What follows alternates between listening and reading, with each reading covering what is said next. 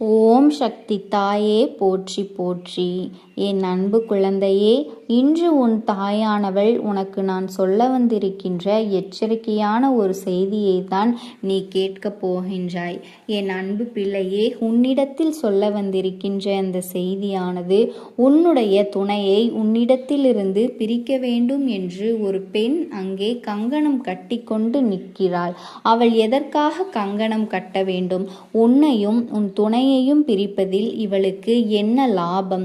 இதை செய்வதால் இவளுக்கு என்ன கிடைக்கப் போகின்றது? உன்னுடைய கஷ்டத்தை கண்டு இவளுக்கு என்ன அத்தனை சந்தோஷம் என்பதையெல்லாம் நிச்சயமாக நீ தெரிந்து கொள்ள வேண்டும். என் பிள்ளையே, வாழ்க்கை துணை என்பது ஒருவருக்கொருவர் அத்தனை அன்போடும் புரிதலோடும் வாழ்க்கையை நடத்துகின்றவர்கள். இவர்களுக்கிடையில் ஒரு பிரிவை ஏற்படுத்தவும் இவர்களை ஒற்றுமையாக வாழவிடக்கூடாது என்றும் ஒருவர் நினைக்கின்றார்கள் என்றால் அதைவிட கெட்ட எண்ணம் வேறு எதுவுமே இருக்க முடியாது. என் தங்க குழந்தையே, இப்படி ஒரு விஷயத்தை அவ்வளவு எளிதாக யாருமே செய்துவிட மாட்டார்கள். ஆனால் இந்த பெண் அதை செய்ய துணிகிறாள் என்றால் நிச்சயமாக இதை என்னவென்று நீ தெரிந்து கொள்ள வேண்டும். உன்னுடைய வாழ்க்கையும் நீ காப்பாற்றி கொள்ள வேண்டும் அல்லவா? மேலும் இதனை நீ மேலும் மேலும் வளர்த்து கொண்டே சென்றால் இவர்கள் உன்னுடைய வாழ்க்கையை முழுமையாகவே அழித்து விடுவார்கள். உன்னுடைய துணையை உனக்கு எதிராக திருப்பியும் விடுவார்கள். என் அன்பு குழந்தையே, ஏற்கனவே உனக்கும் உன் துணைக்கும் இடையில் இருக்கின்ற ஒற்றுமையை கண்டும் நீங்கள் சந்தோஷமாக வெளியில் சுற்றி வருவதை கண்டும் இங்கே பல கண் திருஷ்டிகள் விழுந்திருக்கின்றது. அதாவது நான் சொல்வது உண்மையா இல்லையா என்று நீயாகவே சிந்தித்து பார். அதிகப்படியான சந்தோஷத்தோடு நீயும் உன் துணையும் ஒரு நாள் இருந்து விட்டீர்கள் என்றால் அடுத்த நாளே அங்கு மிகப்பெரிய பிரச்சனை ஒன்று உங்களுக்குள் வெடிக்கப் போகின்றது. அதிலும் குறிப்பாக வெளியில் சென்று வந்திருந்தால் சந்தோஷமாக இருவருமே வெளியில் சென்று வந்ததை யாரேனும் பார்த்திருந்தார்கள் என்றால் அன்று விரைவில் உங்களுக்குள் பெரிய பெரிய சண்டைகளும் மனக்கசப்புகளும் மிக விரைவாகவே வந்துவிடுகின்றது. அந்த அளவிற்கு பிரச்சனைகளும் நடக்கப் போகின்றது.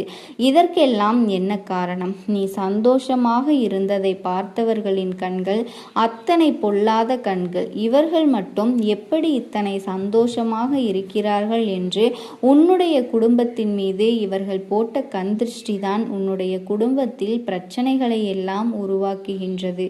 என் பிள்ளையே, உன்னுடைய வேதனை இந்த அம்மாவிற்கு நன்றாக தெரிகின்றது. அதனால்தான் இந்த அம்மா உன் வாழ்க்கையில் என்ன நடக்கின்றது, ஏது நடக்கின்றது என்று தெரிந்து கொள்ள இந்த விஷயத்தினை உன்னிடத்தில் சொல்லிக் கொண்டிருக்கின்றேன். என் அன்பு குழந்தையே, ஒரு பெண்தான் இந்த விஷயத்தை வெகுவாக செய்து கொண்டிருக்கிறாள் என்பதனையும் உனக்கு நான் முன்கூட்டியே தெரிவித்து விட்டேன். என் அன்பு குழந்தையே, ஒருவருக்கொருவர் ஒவ்வொருவர் வாழ்க்கையிலும் எத்தனையோ கஷ்டங்களும் எத்தனையோ சந்தோஷங்களும் இருக்கத்தான் செய்கின்றது. அதையெல்லாம் கடந்துதான் இங்கே வந்து கொண்டிருக்கிறார்கள். இதுவரை உனக்கும் உன் துணைக்கும் இடையில் 1000 கருத்து வேறுபாடுகள், 1000 பிரச்சனைகள் என்று எத்தனையோ விஷயங்கள் எல்லாம் இருக்கத்தான் செய்கிறது. இதையெல்லாம் கடந்துதான் ஏதோ ஒரு வாழ்க்கையை நீ வாழ்ந்து கொண்டிருக்கிறாய் அல்லவா? அப்படி இருக்கும் பொழுது அதையும் கொடுக்கும் விதமாக அதையும் கெடுக்கும் விதமாக நடந்து கொள்கிறார்கள் என்றால் நிச்சயமாக அதை நினைக்கும் பொழுது நமக்கு மிகுந்த மனவேதனையாகத்தான் இருக்கின்றது. என் குழந்தையே, ஒரு தாயாக தன் பிள்ளையின் வேதனையை எல்லாம் இந்த அம்மாவினால் புரிந்து கொள்ள முடிகிறது.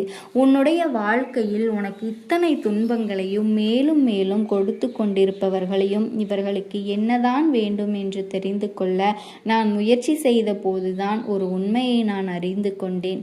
என் பிள்ளையே, உனக்கு இதை செய்தவர்கள் வெளியில் இருப்பவர்கள் எல்லாம் கிடையாது. உன்னோடு இருக்கின்ற உன் குடும்பத்தில் இருக்கின்ற ஒருவர்தான் இதையெல்லாம் செய்து கொண்டிருக்கிறார்கள். இவர்களின் இவர்களின் எண்ணங்கள் எப்படியெல்லாம் மாறியது என்று உன் தாயானவள் எனக்கே ஆச்சரியமாகத்தான் இருக்கிறது. இவர்களுக்கு என்னவோ தன்னுடைய குழந்தைகளின் மீது அதிக பாசம் என்று நினைத்துக்கிறார்கள். ஆனால் அவர்களின் துணையிடமிருந்து அவர்களை பிரிப்பதனால் அவர்களின் வாழ்க்கையை தான் நாசமாக்குகிறோம் என்பதெல்லாம் புரியவில்லை. என் அன்பு குழந்தையே, அப்படியானால் உன் அம்மா சொல்வது புரிந்துவிட்டதா? உன்னுடைய துணையை உன்னிடத்திலிருந்து பிரிக்க நினைப்பது அவர்களினுடைய தாயார், உன் துணையின் அம்மாதான் இதை செய்து கொண்டிருக்கின்றார்கள். என் தங்க குழந்தையே, இதனை ஒரு நாளும் நீ எதிர்பார்த்திருக்க மாட்டாய், நினைத்தும் பார்த்திருக்க மாட்டாய். இதை கேட்டவுடன் உன் மனம் வேதனைப்படுகின்றது அல்லவா? என் பிள்ளையே, இந்த சூழ்நிலையானது, இந்த வாக்கு என் பிள்ளைகள் அனைவருக்குமே பொருந்தாது என்பதனை நீ புரிந்து கொள்ள வேண்டும். இன்று இருக்கக்கூடிய சூழ்நிலையில் என்னுடைய பிள்ளைகளில் 170% பேருக்கு வாழ்க்கை இப்படித்தான் சென்று கொண்டிருக்கின்றது. ஏகப்பட்ட போட்டிகளும் பொறாமைகளும் ஒரே குடும்பத்தில் இருப்பவர்களால் தான் நடந்து கொண்டிருக்கின்றது. ஒரு குடும்பம் என்பது வாழ்க்கை துணையோடு இருவருமே ஒன்றாக சேர்ந்து ஒற்றுமையாக வாழ்க்கையை நடத்துவது என்பது இவர்களுக்கு புரியவில்லை. அவர்களுக்கு அவர்களின் பிள்ளைகள் மீது தனக்குத்தான் அதிகப்படியான நாட்டம் இருக்கின்றது. தன்னுடைய குழந்தை தன்னிடத்தில் மட்டும்தான் நல்லபடியாக இருக்க வேண்டும் என்கின்ற எண்ணமும் இருந்து கொண்டிருக்கின்றது. இதுவெல்லாம் இன்று இருக்கக்கூடிய சூழ்நிலையில் சரிப்பட்டு வராது அல்லவா?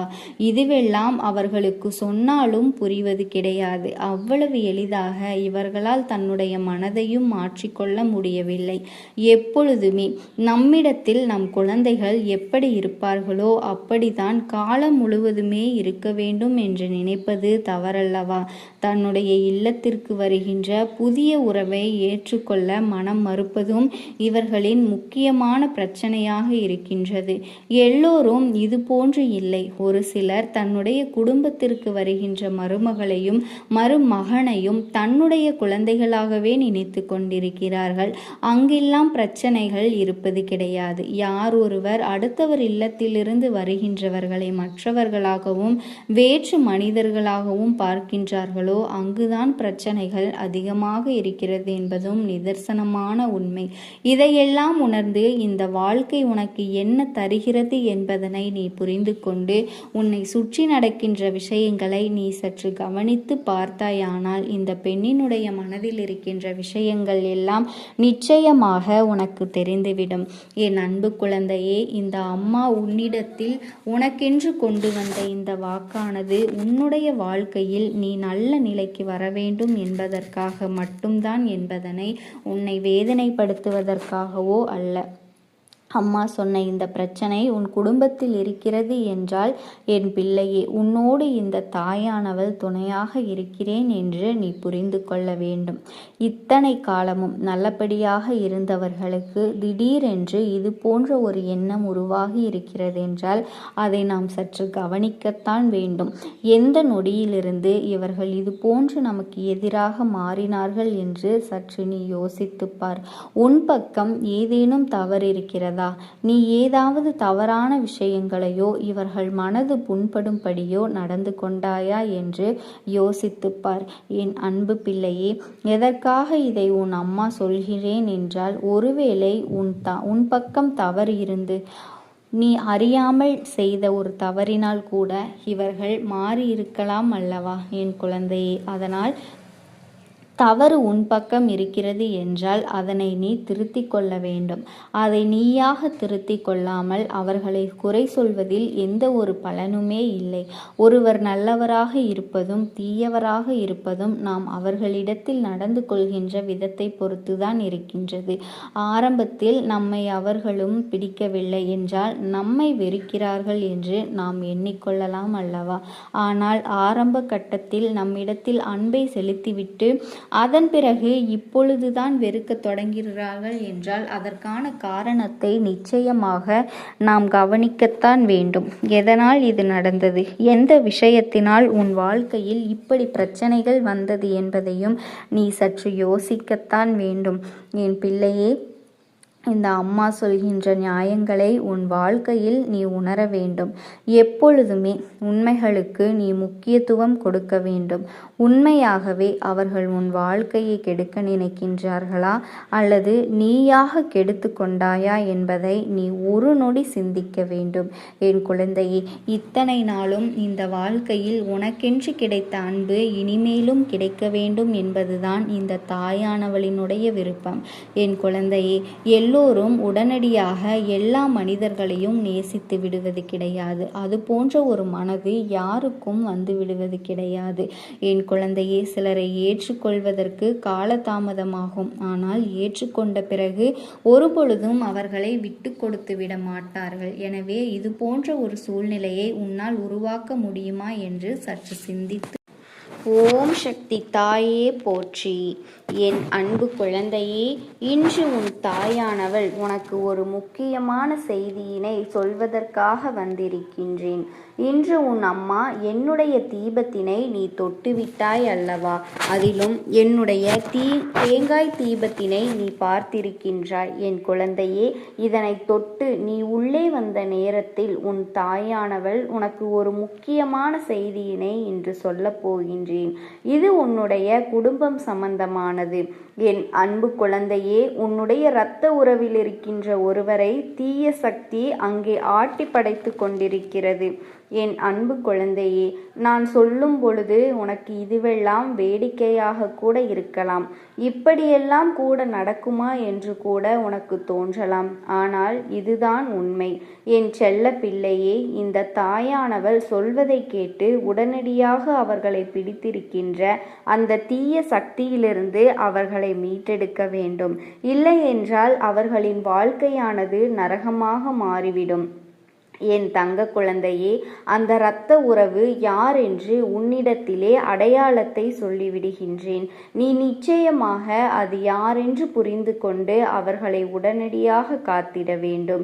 என் தங்க பிள்ளையே, உன்னுடைய இரத்த உறவு ஒன்று எப்பொழுதுமே கள்ள கவனம் தெரியாமல் யாரிடத்திலும் எதை சொல்ல வேண்டும், யாரிடத்தில் எதை சொல்லக்கூடாது என்ற சூதுவாது தெரியாமல் எப்பொழுதுமே வெளிப்படையாக எல்லாவற்றையுமே பேசக்கூடிய தன்மையானவராக இருக்கக்கூடியவர்கள்.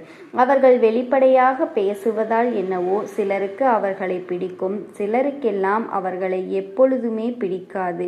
இப்பொழுது இவர்கள் பேசுவது சரி என்று சொல்லிக் கொண்டிருப்பவர்கள் சில நாட்களுக்கு பிறகு இவர்களின் கருத்துக்களில் முரண்பாடு ஏற்பட்டு இவர்களை மோசம் என்றும் சொல்லிவிடுவார்கள். அப்படிப்பட்ட ஒரு உறவு எப்பொழுதும் அருகில் இருப்பவர்களோடு நெருக்கமாக பேசிக்கொண்டிருக்கிறார்கள். என் தங்க குழந்தையே, இவர்களினுடைய இந்த பேச்சின் காரணமாக அடிக்கடி பிரச்சனைகளையும் இழுத்து கொண்டு வந்து விடுகிறார்கள். யார் ஒருவரிடம் நல்லபடியாக பேசிக்கொள்கிறார்களோ அவர்களுக்கும் இவர்களுக்கும் கூடிய விரைவில் பிரச்சனைகள் வரத்தான் போகின்றது என்பதனை நீ புரிந்து கொள்ள வேண்டும். ஏனென்றால் அந்த அளவிற்கு இவர்களினுடைய பழக்க வழக்கங்கள் எல்லாம் ஆரம்பத்தில் சரியாக இருக்கும். ஆனால் போக போக அதுவே மிகப்பெரிய பிரச்சனையாக மாறிவிடும் என்பதனை நீ மறந்துவிடக்கூடாது. என் தங்க குழந்தையே, எப்பொழுதும் யாரிடத்தில் என்ன பேச வேண்டும் என்பதனை நீ உறுதியாக சொல்லிவிட்டுதான் நினைத்துவிட்டுதான் பேச வேண்டும். எல்லோருடைய வாழ்க்கையிலும் ஒவ்வொரு விஷயங்கள் நடந்து கொண்டிருக்கின்றது. இந்த சமயத்தில்தான் அவருடைய வாழ்க்கையிலும் பிரச்சனைகள் மாறி மாறி வந்தாலும் ஒரே ஒரு உறவோடு அவர்கள் எப்பொழுதுமே பகையினை வளர்க்காமல் நல்ல உறவோடு இருந்து கொண்டிருக்கிறார்கள். ஆனால் மற்றவர்களின் பார்வைக்கு இந்த உறவு நீடிக்காது என்று தோன்றினாலும் அவர்கள் பல நாள் பழக்கத்தை அப்படியே தொடர்ந்து கொண்டிருக்கிறார்கள். இதற்கு ஒரு முக்கியமான காரணமும் இருக்கின்றது. என் தங்க குழந்தையே, இதற்கான காரணத்தை நான் இப்பொழுது உன்னிடத்தில் சொல்லிவிடுகின்றேன். நீ யார் என்று அதற்கு பிறகு கண்டுபிடித்து விடுவாய்.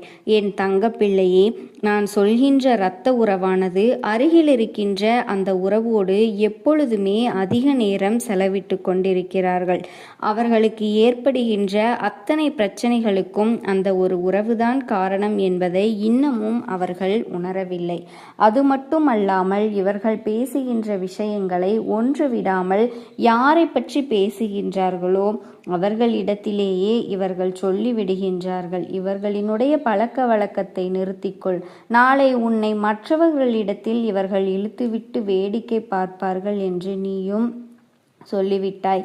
ஆனாலுமே அவர்கள் உன்னை விட அந்த உறவுக்குதான் மிக அதிக முக்கியத்துவம் கொடுத்து கொண்டிருக்கிறார்கள். இப்பொழுது வரை பழகி கொண்டிருக்கிறார்கள். என் தங்கப்பிள்ளையே, ஒருவரினுடைய இல்லத்தில் என்ன பிரச்சனை நடக்கிறது என்பதனை மற்றவர்களிடத்தில் சொல்லக்கூடாது அல்லவா? அது மட்டும் அல்லாமல் உனக்கான உதவிகள் தேவைப்பட்டால் கூட நல்லவர்களிடத்தில் நீ கேட்கலாமே தவிர இதுபோன்று தீய எண்ணங்கள் கொண்டவர்களினிடத்தில் நீ இதையெல்லாம் பேசக்கூடாது அல்லவா? என் தங்கப்பிள்ளையே, அவர்கள் எப்படிப்பட்ட எண்ணம் கொண்டவர்களாக இருக்கிறார்கள் தெரியுமா? உன்னுடைய பிரச்சனை என்று நீ ஏதேனும் சொன்னால் உன்னிடத்தில் மனம் வருந்தி கேட்பது போல பேசுவார்கள்.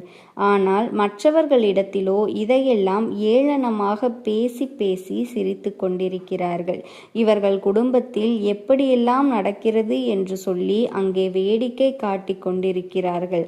அதனால் எந்த ஒரு சூழ்நிலையிலும் மற்றவர்களினிடத்தில் நாம் குடும்ப விஷயங்களை எப்பொழுதுமே பகிர்ந்து கொள்ளக்கூடாது என்று நீ அவர்களினிடத்தில் சொல்லி கொண்டுதான் இருக்கிறாய். ஆனாலும் இவர்கள் எல்லாம் திருந்துவதாக இல்லை. என் தங்க பிள்ளையே, இவர்களுக்கான உறவு நீண்ட நாட்கள் நீடித்ததற்கான காரணமும் ஒன்றுள்ளது. அது என்ன தெரியுமா? அவர்களுக்கான பொழுதுபோக்கே உன்னுடைய இரத்த உறவுதான்.